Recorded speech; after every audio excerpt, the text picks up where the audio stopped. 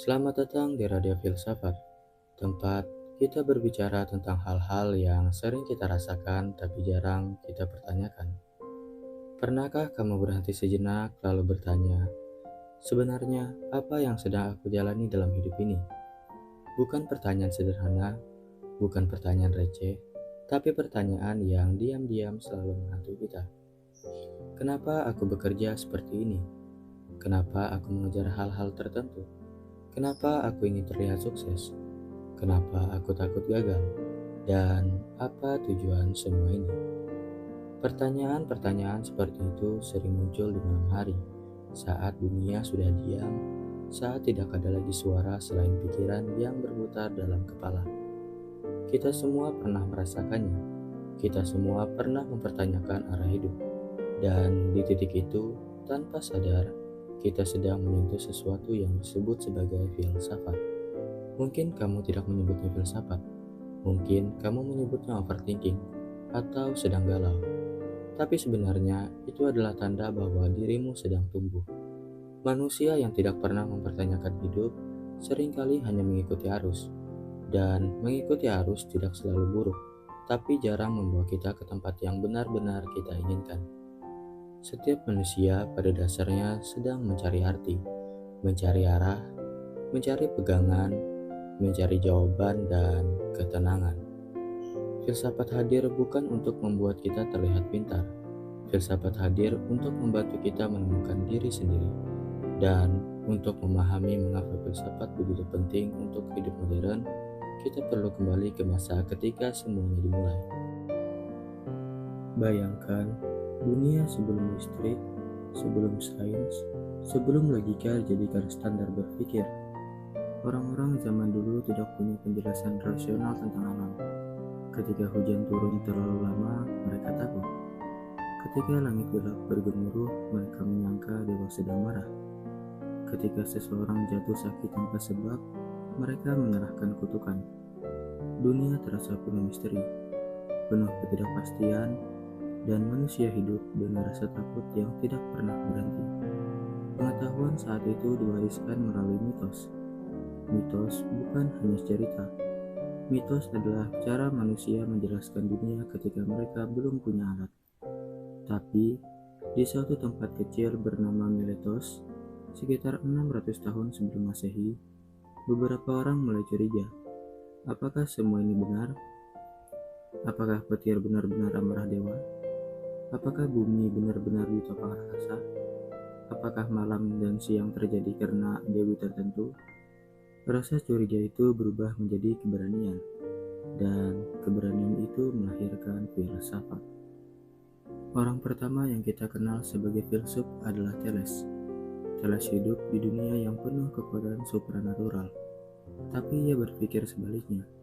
Dunia ini bisa dijelaskan tanpa mitos. Sebuah pemikiran sederhana tapi mengubah arah sejarah manusia selamanya. Bayangkan, seseorang di zaman itu berani berkata, petir itu bukan Zeus, itu hanya fenomena alam. Resikonya besar, bisa dianggap penghujat, orang gila, atau pembawa sial. Tapi Thales tidak peduli. Ia percaya bahwa segala sesuatu berasal dari air. Apakah itu benar? Tidak sepenuhnya.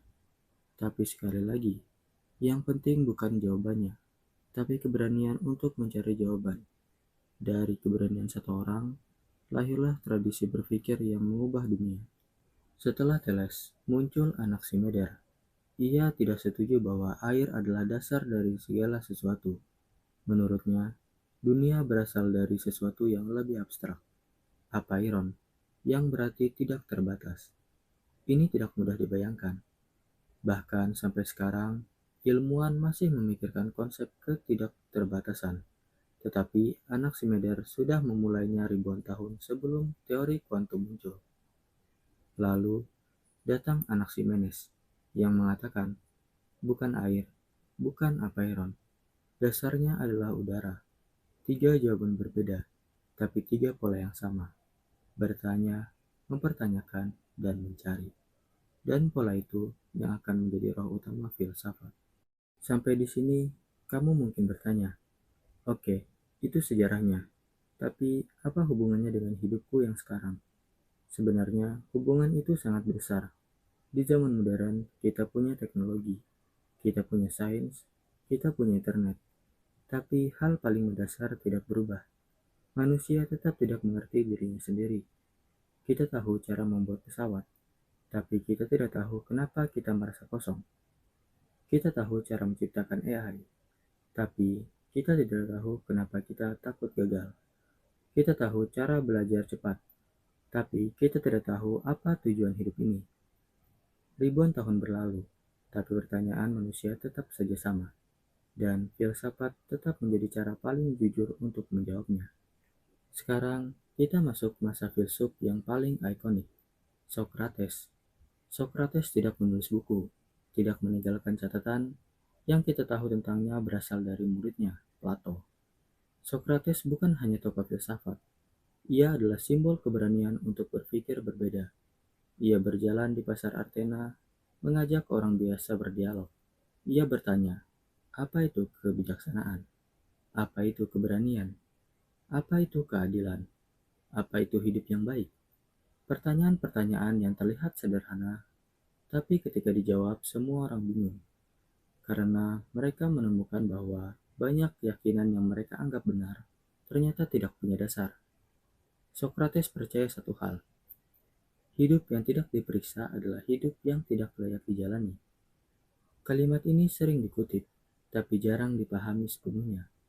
Yang ia maksud adalah, jika kamu hidup hanya mengikuti arus, mengikuti apa kata orang, mengikuti apa yang ingin masyarakat lihat dari kamu, maka kamu tidak pernah benar-benar hidup sebagai dirimu sendiri. Orang membencinya, bukan karena kasar, tapi karena ia membuat orang sadar bahwa mereka tidak punya jawaban. Banyak orang tidak suka melihat dirinya sendiri dengan jujur. Itu menyakitkan, dan itu membuat kita malu. Dan Socrates menunjukkan cermin kepada kita. Hasilnya, Socrates dihukum mati. Ia diberi pilihan melarikan diri dan hidup bebas, atau menerima hukuman dan mati terhormat. Ia memilih mati, bukan karena ia ingin mati, tapi karena ia percaya pada kebenaran. Ia menunjukkan bahwa filsafat bukan hanya tentang teori, tetapi tentang keberanian menjalani apa yang kamu yakini benar. Saat ini, kita hidup di era informasi, tapi di balik semua teknologi dan ilmu pengetahuan ada masalah besar. Kita pintar secara teknis, tapi miskin secara batin. Kita tahu cara membuat robot, tapi kita tidak tahu cara mengendalikan keinginan. Kita tahu cara mendapatkan uang, tapi kita tidak tahu apa tujuan uang itu. Kita tahu cara meningkatkan produktivitas, tapi kita tidak tahu mengapa kita harus produktif. Kita tahu cara membahagiakan orang lain, tapi kita tidak tahu apa yang membuat kita bahagia. Teknologi menjawab pertanyaan bagaimana, tapi filsafat menjawab pertanyaan mengapa. Dan pertanyaan mengapa selalu lebih penting. Filsafat memberi kita alat untuk berpikir jernih, untuk membuat keputusan, untuk mengenal diri sendiri, untuk menghadapi ketidakpastian, dan untuk menemukan arti hidup. Ini bukan hal kecil, ini bukan hal sepele, ini adalah fondasi hidup manusia. Akhirnya, kita kembali pada pertanyaan awal. Kenapa kita perlu filsafat? Jawabannya sederhana, karena kita ingin hidup dengan sadar, bukan hidup otomatis. Filsafat bukan pelarian, tapi kompas. Dan di channel ini, kita tidak hanya membahas tentang sejarah, tapi juga menggunakannya untuk memahami diri, kehidupan, dan dunia.